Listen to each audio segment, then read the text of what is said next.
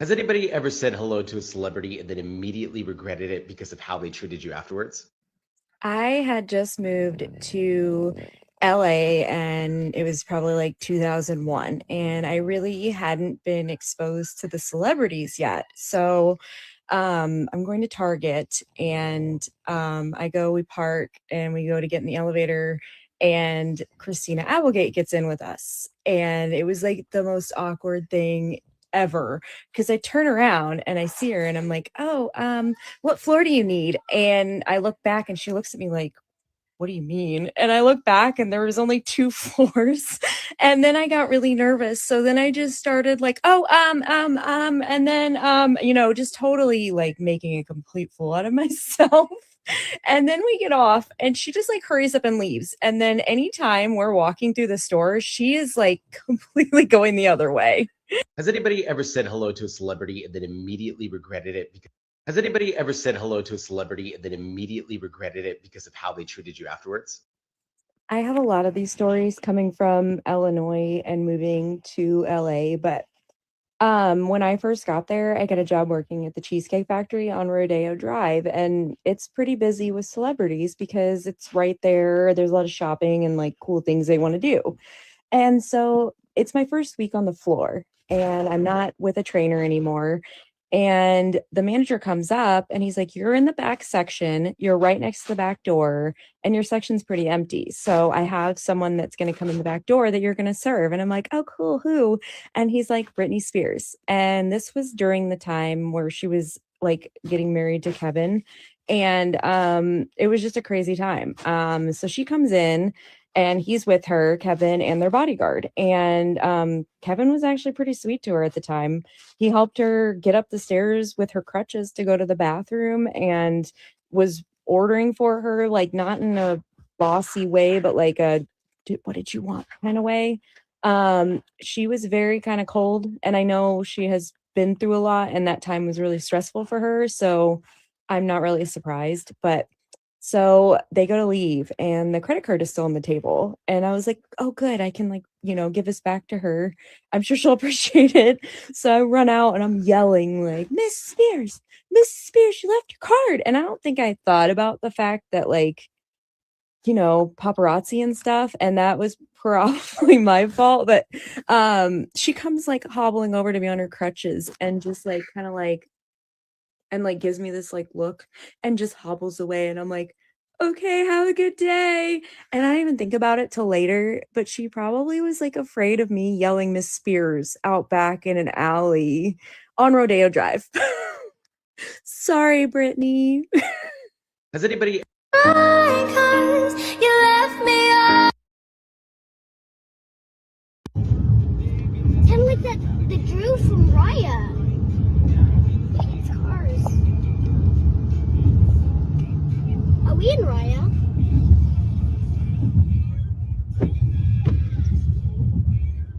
What the heck is that? I'm not sure. Is it a tornado? Or is it forming? I don't see it attached to anything, so Have you seen anything like this? I feel bad for that car.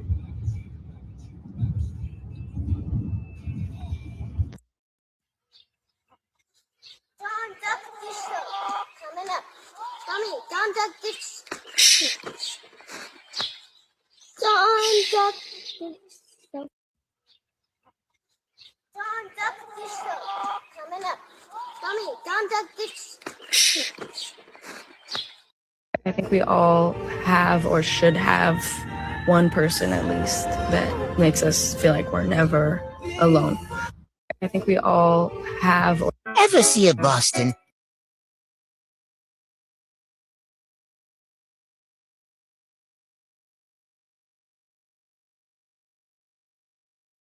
You can run, but you cannot hide. The internet knows all. You remember this lady. She did this little whatever it is because she didn't like a Charlie Kirk flag. Well, the person that made the video requested that we figure out who she is. And well, look what they have found. A teacher. Why is it always a teacher? You know, when everything went down with Charlie, I ended up exposing, I think it was 3 different teachers, just personally, me, myself.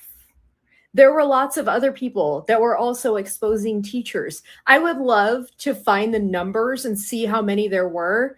That is disturbing. Why are so many of you educating our youth and then doing things like this? That is extremely troubling. That is not something that we should be allowing in our school systems, because if this is how you feel and this is how you act out in public and you think it's appropriate to make those sort of gestures or say these awful things, then you have no business educating our future generations. You can run. These people wouldn't support you if you stopped existing. If you have the same values as Charlie Kirk, why would you put a penny in any of their pockets? Pink, you know, the singer Pink, for example. So Pink here got on Instagram and added a bunch of really awful things to her story. Exhibit A. Yeah, she said that. Oh, and here's another gem. Genuine question, Pink. If you feel that way about Charlie Kirk, do you feel the same way about all of us? All of us out here that share the same values as him? If you do, then maybe none of us should support your career. And that might be a problem for you, considering there's more of us than there are of you. I'm glad I could bring some attention to this matter. I really hadn't seen too many people talking about it. And I think that it needs to be put out there, because if you're a conservative, you really have to watch who you're supporting, especially if they support awful things like this. These people wouldn't support you if you stopped existing, if you have the same. He had it coming. He had it coming. He only had himself to blame. And what did he have it coming for? Did he hurt your feelings? He hurt your little girl feelings? You couldn't stand the words that were coming out of his mouth? Well, you know, I think that we should collectively just make people like you famous. You seem to want some attention. How does it feel to become everything you say you hate? You think that you're morally superior to all of us. And I know I say that all the time, but they truly do. To the point where somebody's words makes them a candidate to not be on this planet in your head. How do you get there? How do you get to that conclusion? Tell me in the comments how a man that has done nothing to anybody except speak, he's better at debating than these people. He was better at debating, so he doesn't deserve to stay on the planet. Tell me in the comments. I would love to know how you believe truly in your warped head that that's what this man deserved. I think the only explanation that you could possibly have is that you want all of us to be silenced. You don't appreciate our First Amendment rights. You don't want us to keep talking because it hurts your feelings. It hurts someone's feelings out there. That is the only motive I can see. He had it coming. He had it coming. How are these leftists that are perpetually jobless, it seems, because they're always out protesting, affording the... John Lemon was just released on his own recognizance. Do you know what that means? You liberals don't understand how good you have it. Today, I went to a store that is very pro-Trump, and I'm about to take a picture with this Trump mural, and this woman comes up, and she's like, oh, that's funny, even though I don't like, we're not allowed to like him. We're not supposed to like him. And I said, you can like him if you want to. Who tells you you can't? Look who I found. They arrested Don Lemon. Oh, TikTok, by the way, you said that was misinformation, that I made a post saying that Don Lemon was going to get arrested. Turns out he was supposed to be hosting the Grammy, not hosting, but covering the Grammys on Thursday night, last night. And I guess they went and picked him up there in LA. This is absolutely amazing. See, I had a feeling that we weren't going to see justice because of how cocky he. Ilhan Omar just spoke out, and you're never going to believe what she said. She is. I'm angry. Lord, here we go. Are you ever not angry?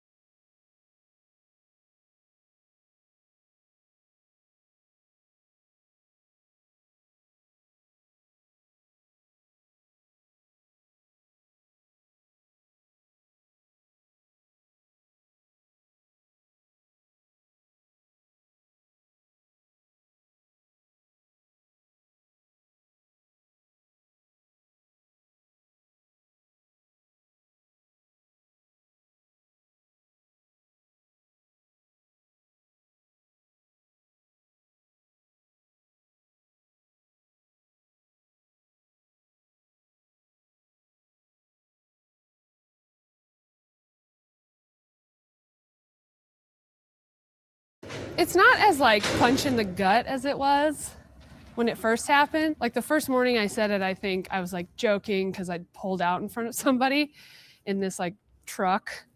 And I was like, I have terminal cancer. You can't get mad at me for cutting you off. And so it's very strange because you feel kind of like you're at a, like, I'm like, should I be dead already? Like, if I'm terminal, that means I'm going to die.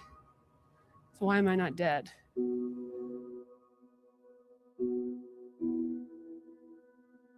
When you think of flying, you like want to flap your arms. But if you actually had wings, I mean, you wouldn't do anything with your arms. You just like, with your wings. What do you do with your arms when you have wings? That's gonna be a cool picture. That's gonna be pretty dope. I feel like I went from being like a really young person, like someone in their 20s, and I just skipped middle age, and now I'm like a 90-year-old lady. My stepmom, Dana, her friend was like, oh, like you need to like talk to hospice and like make sure that you can get in. And Dana was like, well, right now we're just like sitting on the couch drinking some coffee. Even when I thought that I was gonna survive long into the future, people were like, I couldn't do what you're doing. But when you're forced into doing that, you just do it. It's not like I woke up every day and I sat up and I thought, you know, wow, Lace, like you're gonna survive today. No, I just like woke up and I was like, well, this is kind of where I find myself. I'm sitting in a hospital bed. Like, I guess I'll just live today. It's just so awkward. Like, I don't know how to, I have no one to learn from. Like, I don't know how to die. How fast can you go? Let's see it. There you go. That's pretty fast.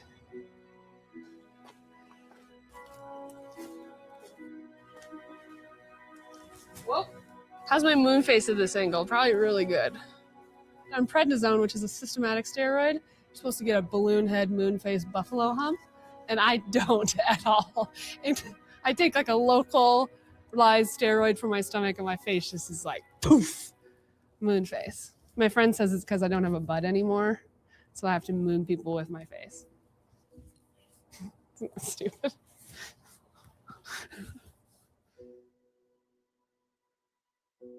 Young people, like, we die like tragically, right? Like we get hit by buses, or we like fall off cliffs, or in car accidents, or like some sort of freak thing that no one was expecting. I'm like almost watching my plane crash in slow motion. Like, I have the time to like tell the people who I love that I love them, or tell the people who can like, you know, go away. Like, I have this sort of like freedom that tragedy doesn't give you. It makes me want to dance like very small dances, like the tiny twist, small kicks, quarter splits. I have to like explain to people like what that means. Like palliative, you can't say that to someone who's like 30. That's, I mean, a lot of people know what it is, but some people like have no idea. And so you have to be like, okay, well, you have to say terminal. Some people don't even know what terminal means. So you're like, okay, I'm dying. But like, probably not for a little while. Like, I have some time. That's a strange thing too. I mean, like, the question of like, what was all of this for? People have said more that now that I'm terminal, that they like the things that I always felt like were really weird. And you're kind of like, so I was cool this whole time. And then you're like, I'm not supposed to say that about myself, but who cares now? Like, why not relish in like the things that people like about you? Even when you didn't think that anyone liked that thing about you. You heard that new Billie Eilish song, Bad Guy? Now I'm actually responding to a text. I don't really have control over what people think about me. I guess no one does. I mean, but we try, right? Like, while we're still alive, we're like, oh, I'm gonna make them think this about me. And we try and we try and we try, and we still have no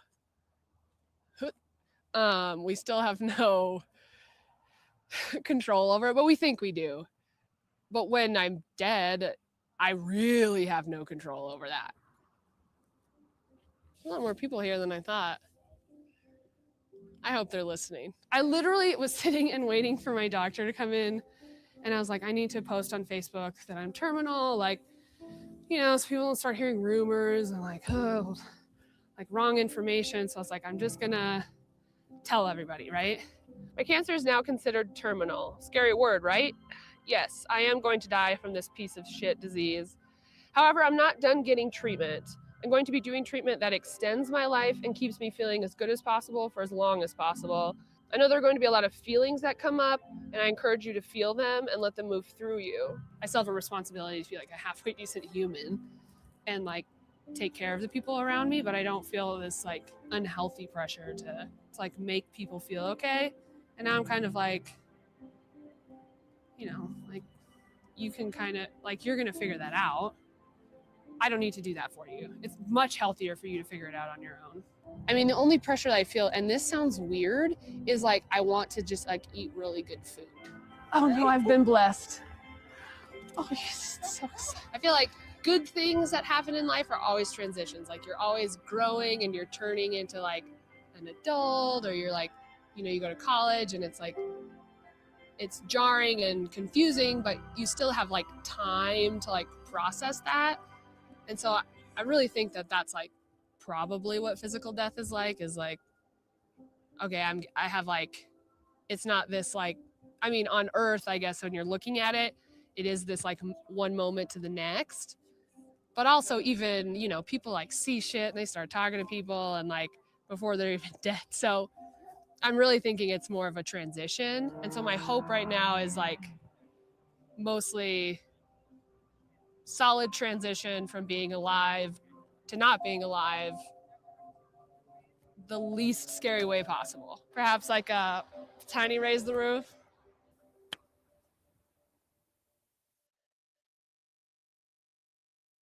Have we not talked about Taylor Swift?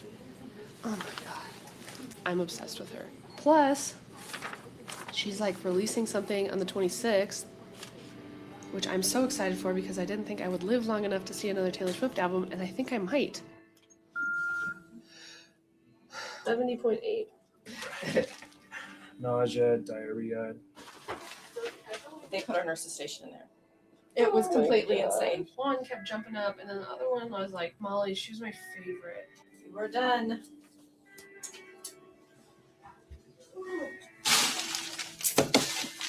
Two points. This thing has been in my center console of my vehicle for probably over a year.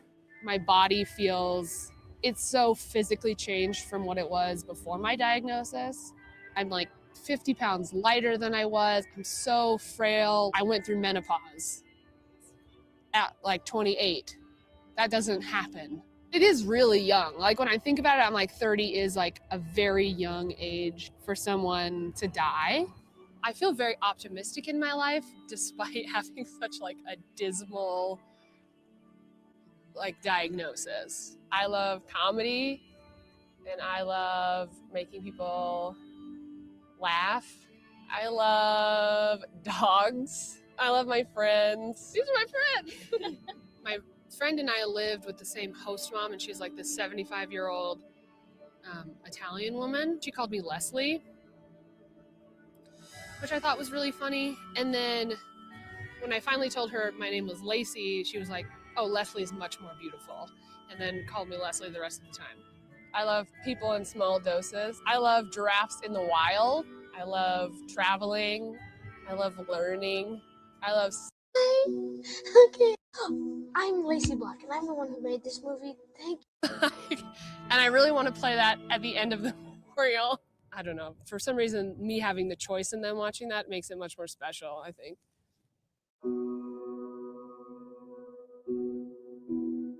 Oh, wait. I'm Lacey Block, and I'm the one who made this movie. Thank you for watching. Bye!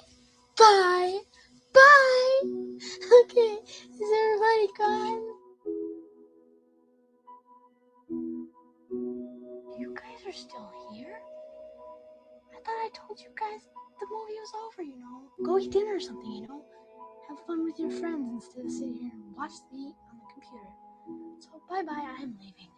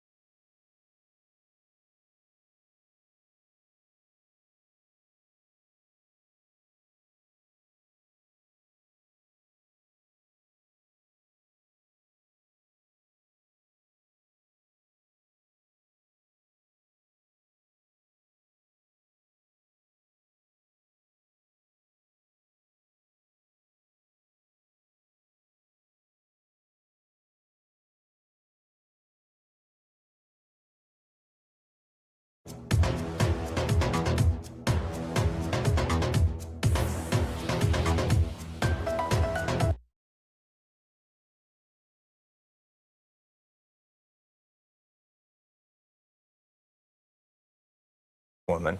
This was a troubling story. Found dead and fused into the family's couch. Yeah, the couple was in the packed courtroom just yesterday. Alex Moringi has more from Louisiana.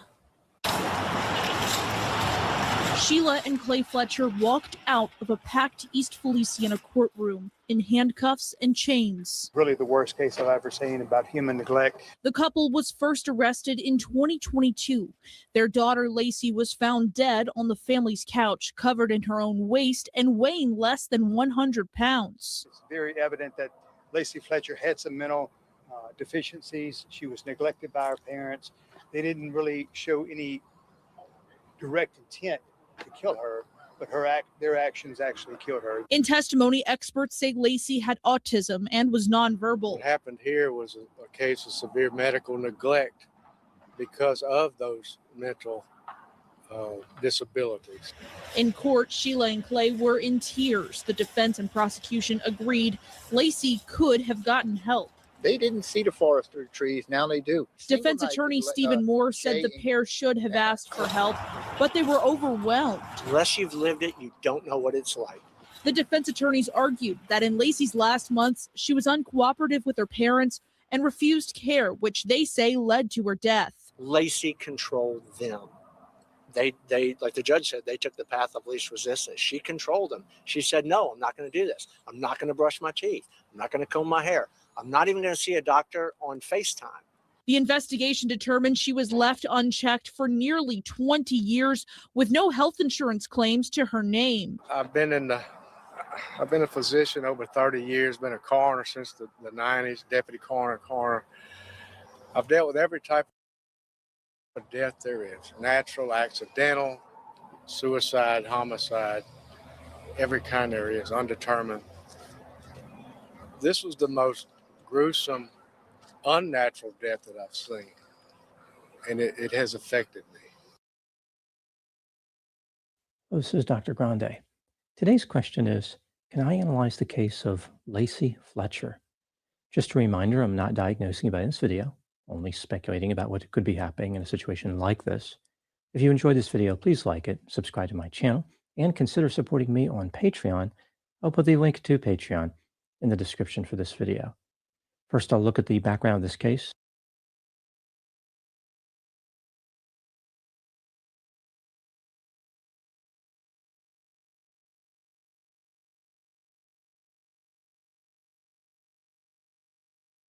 I was born with this nose.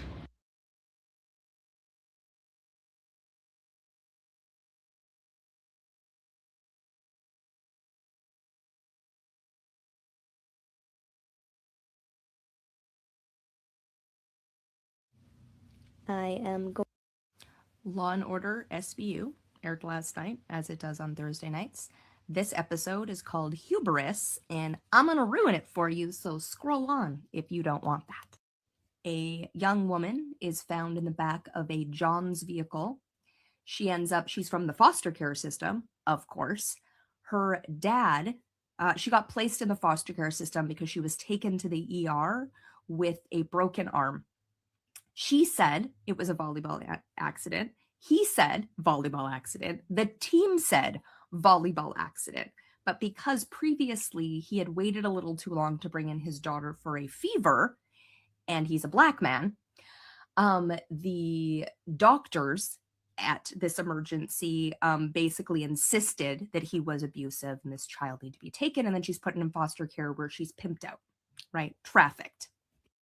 The child abuse doctor, who happens to be played by the same actress as Grey's Anatomy's mom.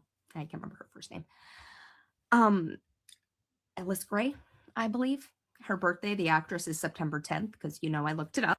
This entire episode is the lawyers, cops, and doctors figuring out whose job is what, and it's all to traumatize children.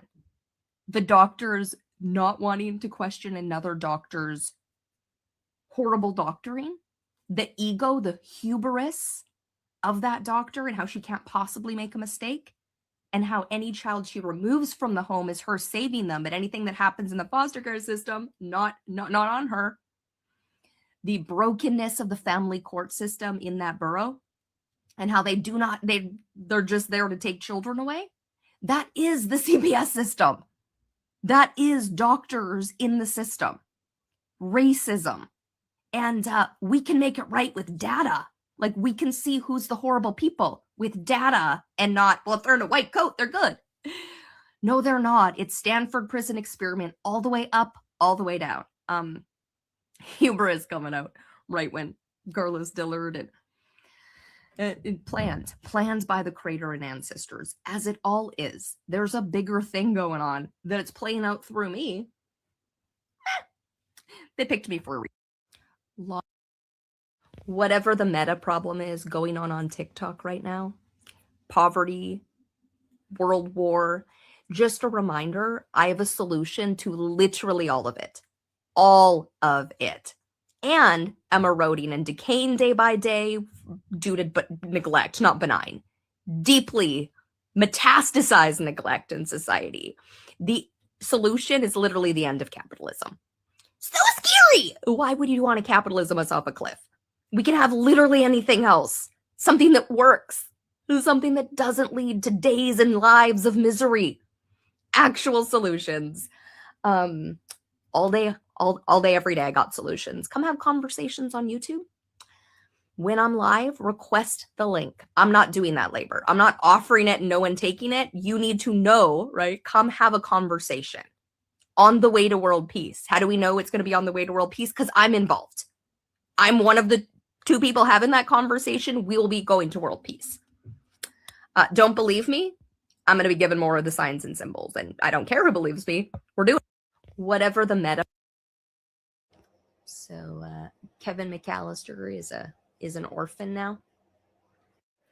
John Hurd has the birthday of the death date of my great-grandmother, who was born on October 7th and became relevant on the October 7th. March 4th is Catherine O'Hara's birthday and John Candy's death date, his birthday being Halloween.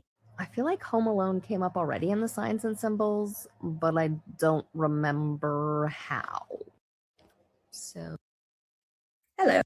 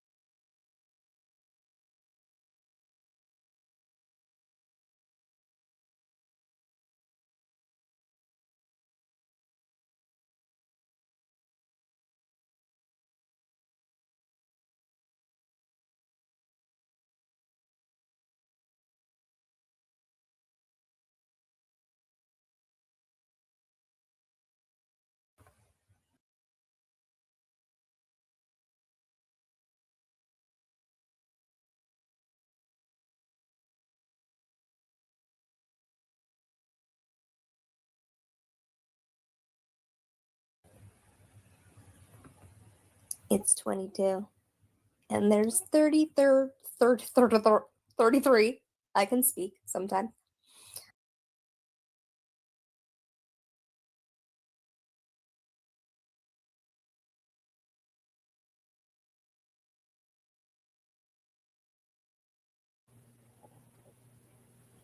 What we are seeing here is Dad Challenge podcast Josh, who posted somebody else in his stories, Lauren Ashley Studios. When your friend says she's never seen Coco, so you record her because you know what's coming. Make you cry. For even if I'm The fact, though, that Josh has Coco posted right after I got off of Coco Briscoe. Josh.